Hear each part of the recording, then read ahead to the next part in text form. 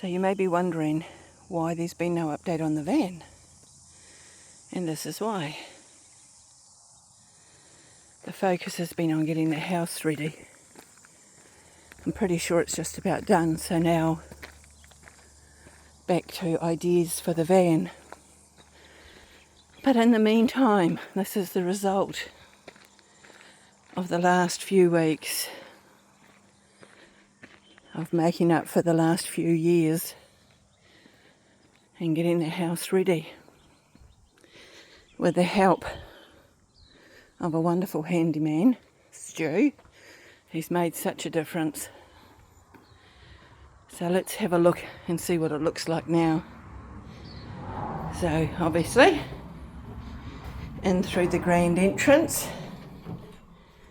and turning to Iman's end of the house. Because this end doesn't really get used, there wasn't that much to do with it.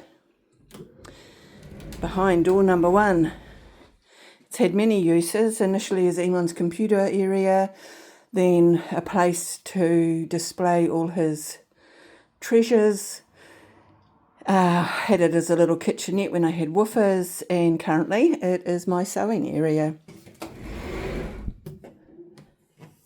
To the spare room. Looks a little bit like Australian colours, I don't know. Maybe that's one for the ancestors, but anyway, with my original Turkish rug. And quite a sparse area, but don't really use it, obviously. In Iman's room, unlike when he lived in here, you can see it, and you can see the floor. So that's looking quite tidy. And then, just the bathroom and the loo, you don't need those. And then, of course, my library, my pride and joy, and my new rug from Morocco. Then, heading into the kitchen area.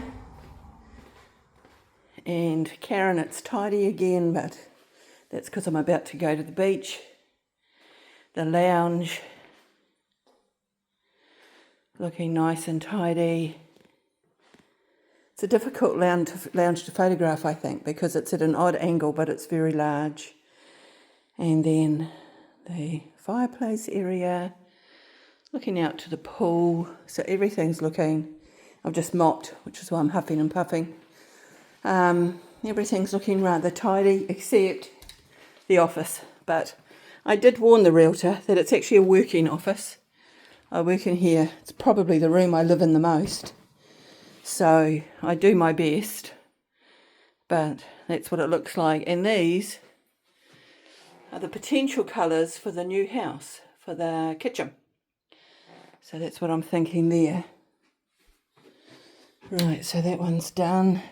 That looks all right. Poor old Billy's waiting in the car, wondering where I've gone. Then the laundry.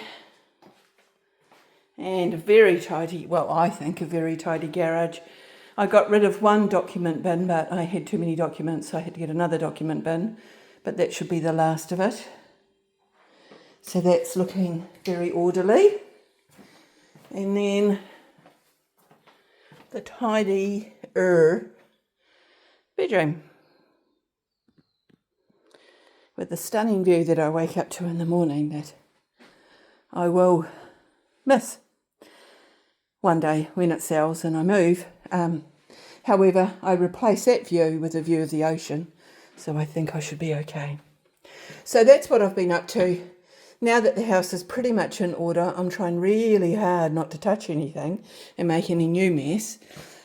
So now that that's organised, I will get back into the van again, although there has been an issue with the van that I'll show you in a moment. So now let's head to the van, which is going to be a storage area for things I don't want to leave in the house because there's an open home tomorrow. So I am getting there with the van. I have just purchased a bathroom tower that I think will potentially work, fingers crossed, for upper cabinets, but I'll explain that when it arrived.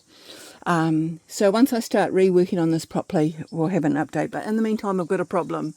So this was one of the vents that we put in, and you can't see it here. I've got a towel because I've got a leak, and I've got some rust coming through the cutout, which is unfortunate.